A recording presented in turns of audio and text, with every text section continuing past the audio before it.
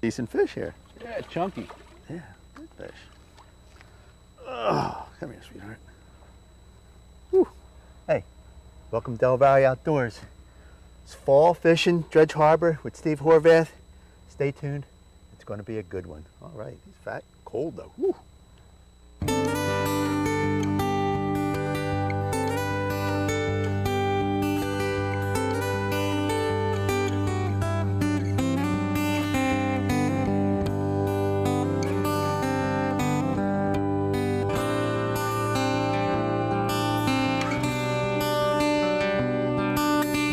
Delaware Valley Outdoors, your best source for fishing information on TV, radio, and the internet.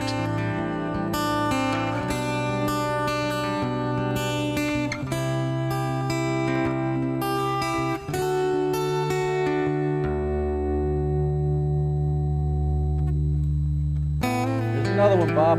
Decent fish here. Yeah, they're on the pilings today. Yeah. Yes, they are. Good fish. Yeah, it's a good fish. Nice fat. Nice fat. I think I'm going to have to change color worms here. Yeah, come here, baby. Come here, sweetheart. Oh, why? Woo! Isn't that a better fish? Yeah, good one. Well, we're back here. Fall fishing. Steve Horvath says, Bobby, it's a good time to catch some big fish. We've got a pretty nice day. What do you think? Yeah, it's not bad. South wind, but We're fishing tidal water, Delaware River. Mm-hmm. It's almost the end of October. Yeah. And we're catching some quality fish here. Yep. And we're going to try to catch them on spinnerbaits and crankbaits, like you had mentioned, Steve. Yep. But with the weather conditions, we got a wind coming in here. Right. We got out of the wind a little bit, but we're off on these pilings with these fish. So, hey, you might have to switch to another color. I got to think so. Yeah, that creature bait does it every time. Yep. All righty.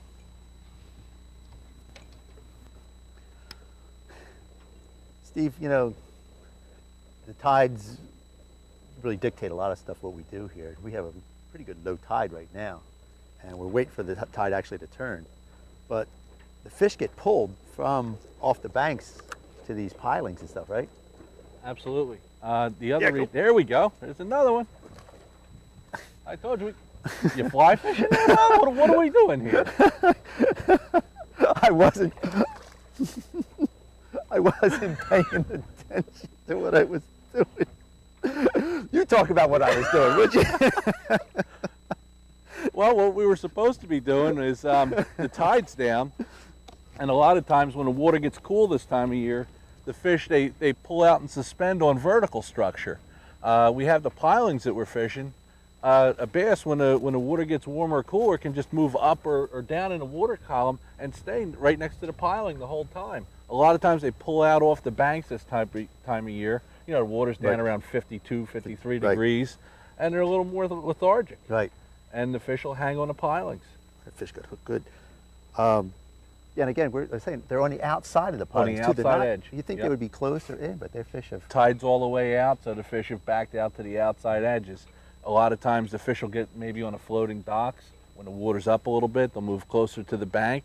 But now with the water out, the fish are out on the outside edges of the pilings. Yeah, now we just hit this one set of pilings here. Yeah, we've got 3 fish in about 50 feet. Right.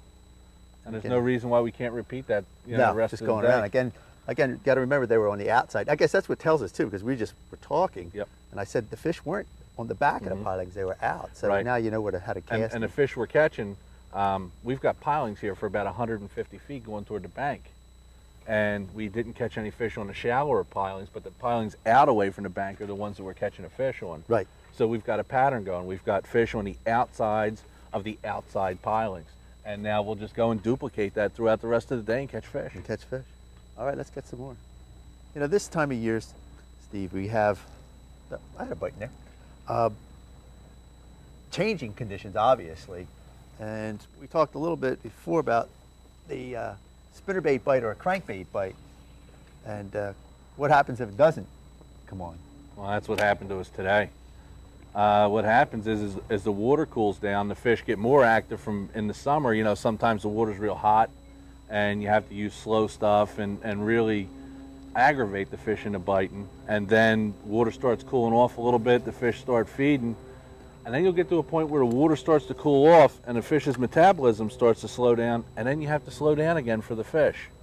You know, it goes from a worm jig bite in the summer, you know, to a spinnerbait, crankbait bite, and then back to the worm or the jig. Right. And we were fishing down here last week, and we were crankbait fishing. And crankbait fishing and spinnerbait fishing, and we caught fish.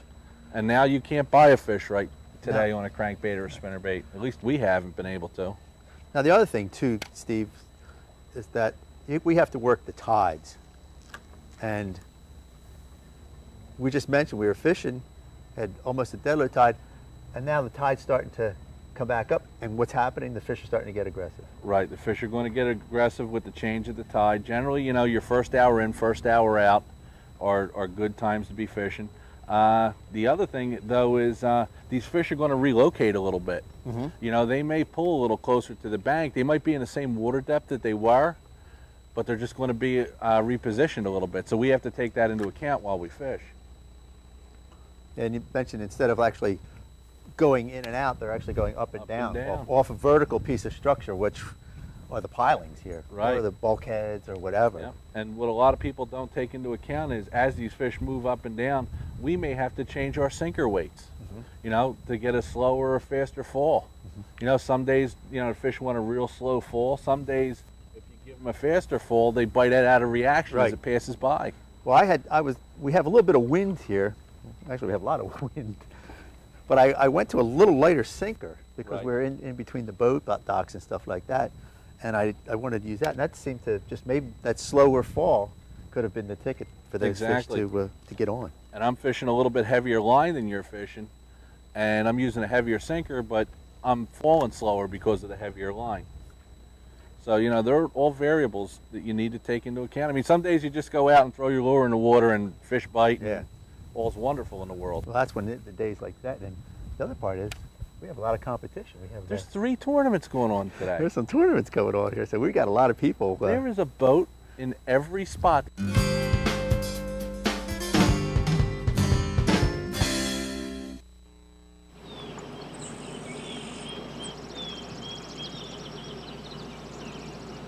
Look, there's a moose. Where? Over there. Oh, yeah. Look, over there. I see a fish. A fish with 2 stripes. Spend time with kids anytime, and it helps prevent crime. It's that easy. Wild Turkey Woodlands program provides materials. It provides a seed program, also technical assistance through their biologists. The land has been here for eons. It's only mine and my family's for a short period of time. We're the managers and the caretakers of it. That takes into account our way of life and our interest in our hunting heritage. And the Wild Turkey Woodlands program is the greatest conservation habitat development program of any conservation organization in this country. Every week we return all our cans and bottles. Yeah, we help to reduce the world's waste. But aluminum? It's like gold. Oh, yeah. Environmental defense. Get green. For more environmentally friendly tips, go to getgreen.com. Oh, there's a bottle. Where? Right over there. To your left. To your left. There you go. You got it. Last month, I adjusted my thermostat a few degrees a day to lower my energy bill. Experts say that helps reduce air pollution. I say, cha-ching. Morning, Carl. Morning. Environmental defense. Get green. For more tips, go to getgreen.com. One day these rats were playing in the woods. Wanted some matches and that's no good. Yow! So if a gorgeous forest is what you decide, don't play with matches, don't play with fire. Yeah. Only you can prevent forest fires. Fire! You know, when this water comes up, we might be able to go to a crankbait or something if these fish get aggressive again. Yeah, we're in the back of the harbor here now. We might be able to get out some points out farther where the fish are behind something, where they're aggressive, and we'll start throwing crankbaits again. Right. Sometimes the fish are also out in the wind. They'll be a little aggressive. Mm-hmm. You know, wind-blown point, wind blowing on the back of one of these barge slips against some rocks. You know, you have to take all that into account. We're fishing with some tough conditions, Steve, but we're fishing behind a lot of boats. And one of the things that throws a lot of people off is that they see a boat in front of them. You have to have confidence about that, you know what I mean? Yeah, I've never, you know, understood why somebody will look at a piece of water and assume that somebody went down it and there's no fish left. You know, they could be using the wrong lure, it could be the wrong stage of the tide, they could throw in from the wrong angle. And as long as you have confidence in what you're throwing and you really think that what you're throwing is what the fish want, there's no reason why you shouldn't fish behind somebody. Right, because we've got a bunch of tournaments going on in here today. We're fishing behind a lot of boats. Every one of the slips that we've gone into or the areas, there's been 2 or 3 boats ahead of us already. Yeah, everybody in here is fishing used water today, and nobody's, you know, catching them like gangbusters, but everybody's catching fish. Right. And one of the things too, if you're fishing behind a boat, is how to pick something apart more than they did, because they could have thrown 5 times of that, but they missed that little edge, 4 feet back and stuff like that. That's where pitching and flipping comes into play. That's when presentation is really key. And when we're talking about presentation, we're not saying that you're just going to go throw in next to a piling. It's you have to visualize to yourself where that fish is on a piling, where he's looking, where he's at in that spot. So that fish will intercept the bait when it comes down. Right, and we had noticed, and again, this is what you got to do, is notice that where you caught your last fish, how you caught your last fish. And we noticed that they were on pilings, they weren't on the structure that we actually anticipated them being on. Right. Right, today we're catching them on the outside of the outside pilings. Now as the tide comes up, these fish might move. Mm-hmm. We might catch them more on the insides, or they might move up, and like we were talking about before, we may switch to a crankbait if the fish get active. But right now, it's the outside pilings where we're catching the fish. Right, and it's on a slow presentation. And it's almost on a dead stick type of deal. It really is. Your bait falls down, it's laying there, you go to pick it up the first time, and the fish have it, or you might as well reel it out today. Right. There's sometimes when you can sit there and, you can shake, and finally a fish will come and pick it up, but it doesn't seem like that's happening. No, because like if you're using a jig or something like that, you pitch it in, shake it a little bit, let it sit, shake it a little bit, let it sit. Right, I was pitching a jig a little bit earlier. It's got 3 rattles on it, and the idea there is to throw it in and just shake it until the fish eats it. But, that wasn't happening. You're catching them on this creature bait, and, to catch fish, I had to switch over to the same bait, a little bit different color, so we're not showing them the same thing. Right. But we're basically fishing the same. And that's the ticket too, is how subtle they were hitting today. They're not crunching it at all. At all. No, and you got to just let it lay there. As a matter of fact, there's a couple of fish that we had that we didn't even know you had on until you reeled up, because they were just held on to it and did it. There's been a number of fish that, they went and kind of munched onto the bait and dropped it on us. Mm-hmm. They're kind of finicky. You would think with the cloud cover, south wind, the warmest day of the week so far, that the fish were going to be aggressive, but no, that's not the case at all.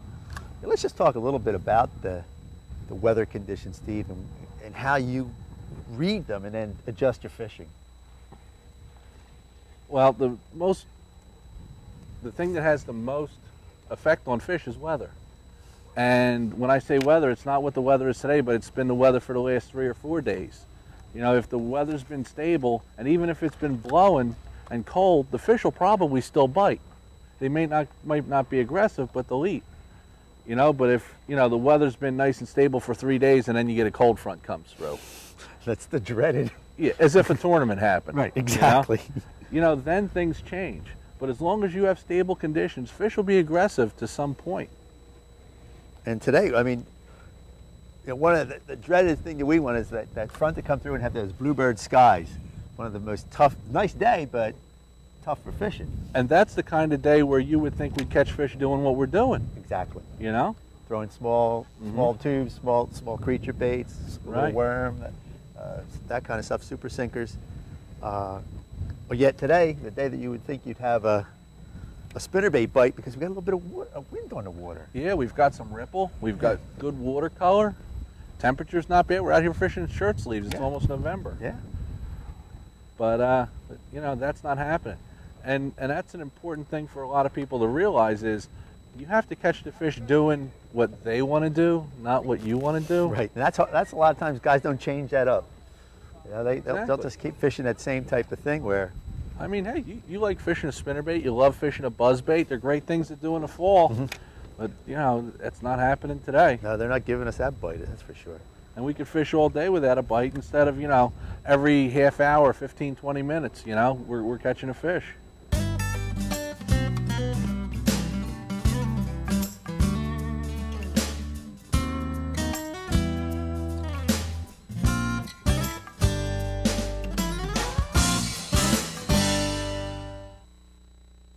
You can hear the beep a little louder.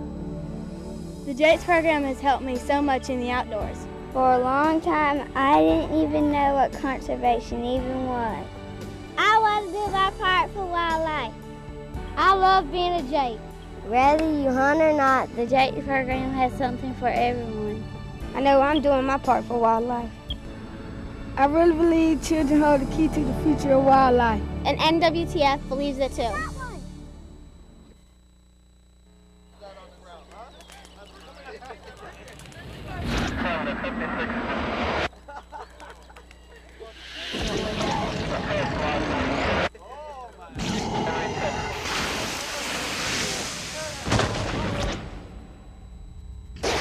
Each year, thousands are senselessly killed by people with no criminal record at all.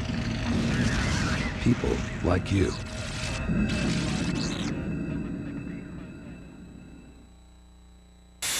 Properly inflating my tires burns less fuel and saves me money on gas.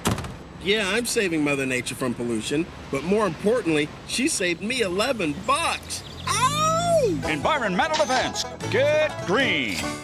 By keeping my car regularly tuned, I save money on gas and repairs. That also means cleaner air. You know, feels good to help save the cash, planet. Environmental defense. Get green. For more tips, go to getgreen.com. You know, we sing for millions of girls, but helping out in schools, that's the real deal, baby. I know our love can multiply. I'm the cute one, you know what I'm saying? Have you ever been backstage before? Cause you're the exit. I think you'll find that gravity is key in what I do. Once was one, but now we're two. I'm spinning out of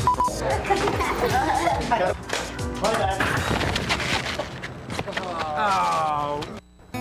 You know what happened here, Bob? Tide's coming up and these fish have moved in closer to the bank. On the pilings, but closer to the bank. Yep. Yeah, sweetheart, come here. Again, Steve, that was not a big hit. It was very subtle, and you know we made light of it the other time. That nice little fish. Oh, good. That what I was doing was actually, you know, you're laughing at me because I was fly fishing. Right. What I've been doing is actually holding the line in my hand because the bites have been so subtle that you can't feel that thump that you usually get. So I'm just feeling that it gets a little heavier, and that's why I've been almost like trout fishing, if you really want to know. Just hold it like that, and then I can feel the weight on it. The hard part is getting that extra line.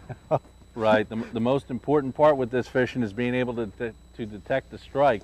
And the two best ways are to have the line in your fingers or to watch the line. And you can watch that little pop on the line, and 99 times out of 100, you've got a fish. And that's one of the things that you want to really remember when you're doing this stuff is fish are out, tide's coming in, they're going to move up. Right.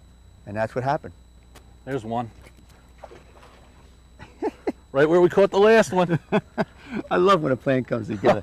There's a prime example of just those fish were out here, and now that the tide's coming up, they're moving in. Right, and this fish was up under a floating dock, next to a piling, but a floating dock. Right. And if we would just wait for this tide to come up, we can go right along these banks now, and I'm sure those fish are going to slowly, you know, they're going to move horizontally and then vertically right into the... Absolutely, Bob. What you have to do is you have to change with the conditions. Conditions change, fish change position. That's it. And today we've unlocked the secret. Some days you never do. No, and our whole idea today was crankbait, spinnerbait, worm. Worm. And that's what it gave us. Let's let this guy go.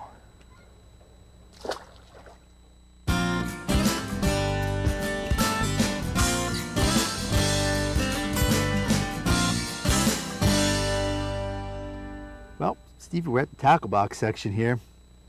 It was a pretty simple day when you go to look at it because we're only using one bait. But that's not what we started out to be, right? We started out expecting to catch fish on a crankbait. Right, yeah. We expected to catch fish on a crankbait. Water's kind of a little bit dingy. Chartreuses are good. Orange belly's good. And a good rule of thumb is, you know, tide's up, a deeper diving crankbait, tide's halfway out, medium running crankbait, shallow running crankbait, when the tide's all the way down. Right, and a fire tiger is probably one of the best colors that we can. Probably the top color this time of year. And you should have all three sizes with you. I think absolutely that's the thing. And also a shad colored one too. I mean, you get a lot of bait in the river too, but when you get a little bit of the tide with the mud and the wind and stuff like that, you might want a little that contrast color to do it. Another bait that we expected to catch fish on was spinnerbait. Didn't happen. Did not happen today. We could not catch. Now we saw other guys catching a couple fish on it, but our fish did not come on a spinnerbait. Bait that I like to use is the Durstein bait, and this year, for just I don't know why, Jim has been making them up. Jim Shaver from Durstein's been making them up with these triple and quadruple blades for me, and I've been doing a lot better with those, Steve. I don't know why. It's either you can keep the bait up more or whatever, but also with that iridescent skirt, it really seems to attract the fish. And if they're on a bite like that, you got to have it like that, especially the contrast too with the. Right, and the big idea behind the multiple blades is to give it the fish an idea that you've got a whole school of bait fish coming by instead of maybe one bait fish. Right. Another important thing, you've got your trailer hook on there. One thing you could do is if you wanted to fish without a trailer hook, sometimes you get a few more snags.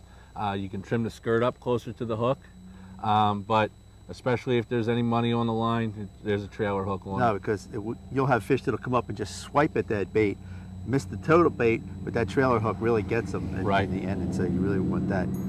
Well, the baits that really worked today were the super sinker bait that I have. Again, presentation. Dead sticking it. Let it fall next to the piling. Make sure it's on the bottom. A couple of shakes, and the fish would just about kiss the bait. It was a very light bite today. Right. And again, that presentation had to be real slow. Throw it on a spinning rod. Yep. Yeah, it was pretty. You can fish the bigger size on a bait caster also. Right. Yeah, they cast like anything. Again, I wacky worm mine. Whatever wacky style, Jersey rig style, whatever you call it, in the middle. A lot of guys just hook them right through the regular doing a Texas rig worm. Right. And do it. I know you like to throw it that way. Yeah, I like the Texas rig because I throw it in a lot of cover, but there's no reason why you can't fish the open hook, especially like we were fishing around the pilings. And don't be afraid to fish a big hook like the one that you're fishing. No, everybody says you should use it. I use this is a big Gamakatsu wide gap hook, and boy, the fish just picked that up, and you said it, you got a good hook set on it. And the last bait, well, this is the bait that put us. That was our bread and butter. This is our bread and butter today. It's creature bait. Yep. It's a zoom bait. There's all kinds of creature baits. And it works well in tidal water. It does. It really works well. Again, we were throwing it up against the pilings. Sure. You fished that color, which is kind of a watermelon and chartreuse. I fished something a little bit darker, like a green pumpkin. But it was that more natural type of color today, which you wouldn't have expected in the dirty water and the cloud cover we had. Most times you would fish like a June bug or a black with a chartreuse tail or something like that. And that wasn't happening. No, they wanted the more natural stuff today. And again, we were throwing them on the outside of piling, so you could expose the hook theoretically, but this is just Texas reed. And again, that wide gap hook. Right, and it's a versatile bait. I fished it on 20-pound test line, and what pound test did you use? I was probably using 10, 12, right. maybe 12. Yep. Yeah. Again, on spinning rod, I like pitching it with a spinning rod. You can pitch these with, obviously. And, I didn't bring a spinning rod with me. I thought, nah, we're fishing a crankbait and a spinnerbait today. I had to fish it on my flipping stick. Right. And we made it work. Make it work. Well, that's tackle box, and we'll catch some more